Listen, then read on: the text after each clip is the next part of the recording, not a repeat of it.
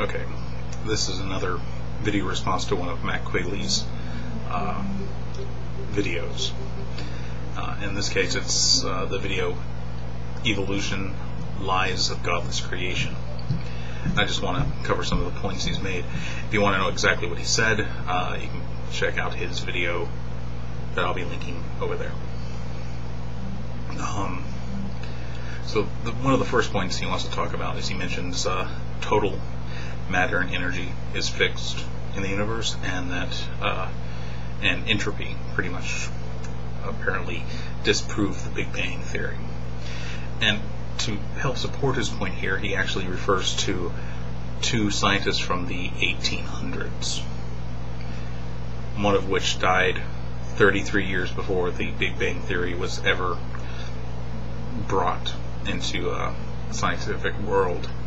So, first of all, he claims that total energy and matter is fixed in the universe. Now, I'm just going to refer to it as energy because, as we all know, well, many of us may know, energy is related to matter via Einstein's famous equation equals mc squared. The real question is, what is the energy in the universe? What is its value? Now, I'm going to argue that the total net energy of the universe itself is zero. I'll make this argument based on gravitational potential energy, which is a negative value, and other normal energy, such as energy stored in mass, as well as energy of motion, which is a positive value. When you add up all the values of energy, both positive and negative, you come out with a net of zero. So that right there has no conflict with the Big Bang.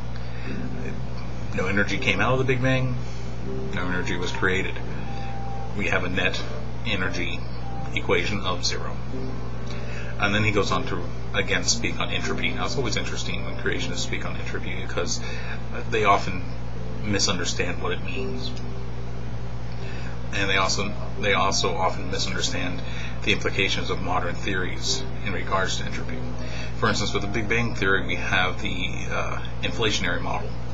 As space-time expands, it's not a static system, hence the entropy in that system does increase, but you don't reach equilibrium very quickly. In fact, the expansion of space-time is akin, but technically not the same as, a form of negative entropy, because it increases the total potential maximum entropy in the system. These two arguments are, number one, premised on 100-plus-year-old science, and on the work of scientists that never knew the Big Bang theory. And number two is pretty much just a straw man argument from the beginning. Okay, now if we continue on, we have him moving on to the godless life creation, as he calls it, where he has 4 points here. He has spontaneous generation, Lamarckism, natural selection, and mutations. Interestingly enough, he uses spontaneous creation and Lamarckism as if those were modern-day scientific theories. They're not. Apparently, he uses spontaneous generation to replace abiogenesis, which is a modern theory on the origin of organisms. And then he goes on to refute it, claiming that Reedy, who was born in 1626 and died in 1679, has refuted modern-day abiogenesis. Of course, that's not possible. Now, originally, spontaneous generation dealt only with the development of complex organisms out of matter. Maggots out of rotting meat, mosquitoes out of swamp mud, things like that. Of course, that was proven to be false. It was proven that that hypothesis was totally bunk. But we're dealing in a world today where we have abiogenesis, which is the study of how organic chemistry leads to self-catalyzing and self-reproducing chemical systems, and how those chemical systems eventually led to the first organism. We have enormous evidence of this. and laboratory testing, as well as we also see that these chemical reactions produce organic molecules throughout the universe. We can see this when we take a look at the absorption spectra of gases. So we have proved that organic molecules form naturally from inorganic molecules. We have proven that those organic molecules can produce more complex organic molecules. We've proven that there are chemical systems that are very similar to metabolic systems in living organisms today, premised on iron sulfides. We've shown that things like proteinoids can not only catalyze their own production, but form, or protocells as they're often called, and act as both proteins and storage mediums, etc., etc. I mean, there's just an enormous amount of evidence supporting abiogenesis, and it is not spontaneous generation. So that's a straw man argument from Mack. Then he goes on to talk about Lamarckism. Now, Lamarckism was a competing theory that came out before evolution, the Darwinian theory of evolution. Lamarkian evolution was refuted, was proven wrong. But Lamarkian evolution is not Darwinian evolution. You don't confuse the two unless you're trying to build a straw man, which is what MackQuigley has done here again. When it comes to, real evolution, organisms carry certain traits that are inherited from their ancestors. If those traits are then acted on by nature and their environment, this is natural selection, point 3 that he made. And then you have, because of whether they survive or not, or whether they reproduce or not, you have a differential reproductive success, which leads to changes in the allele frequencies in the genome, which is evolution. So, where does he get this Lamarkian stuff? We don't even use it anymore.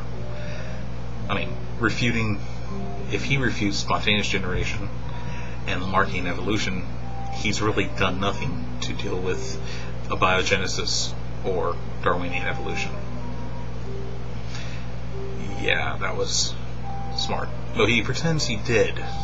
He very much pretends that he did have something to do with refuting Darwinian evolution and abiogenesis. Now he mentions natural selection only leads to the loss of species. Actually, natural selection can be rather neutral on that point. It doesn't necessarily cause the loss of species, but it can, and it doesn't necessarily cause the production of species, though again it can. The founder effect is an example of where natural selection can cause speciation in isolated populations. So we have evidence that we can see speciation, in other words, an increase in the number of species because of natural selection. And of course, natural selection can inadvertently wipe out an entire species. His claim that it just wipes out species and that's all it does, it's again misrepresentation of what natural selection is. It's just another straw man argument. And then he goes on to speak on mutations, and he speaks to Mendel, who developed the first idea of genetics, working with those peas. And we're talking about Mendel. We're talking, over 100 years ago. Again, MackQuigley totally ignores all new evidence and new knowledge in regards to genetics. Mendel didn't know about genes. Mendel didn't know about DNA. Mendel didn't know about codons. He didn't know about A, T, C, and G, the amino acids in DNA. He didn't know about any of those things. So to say that what he worked on somehow refutes modern day genetics is, well, it just doesn't work. Sorry. And now he goes on to say DNA is a language. It's not a language. It's an emergent pattern. Similar to the emergent patterns that you find in crystals or in vortexes or other objects in existence. Emergent patterns are very common in nature. Some of them are very complex. DNA happens to be probably the most complex emergent pattern we find. And just like a salt crystal has perfect 90-degree angles in it, more or less, sometimes you can find them like that. and we don't assume that there were some salt fairies honing them to make those angles perfect, we don't need to assume that DNA and the pattern that we find in DNA is actually language.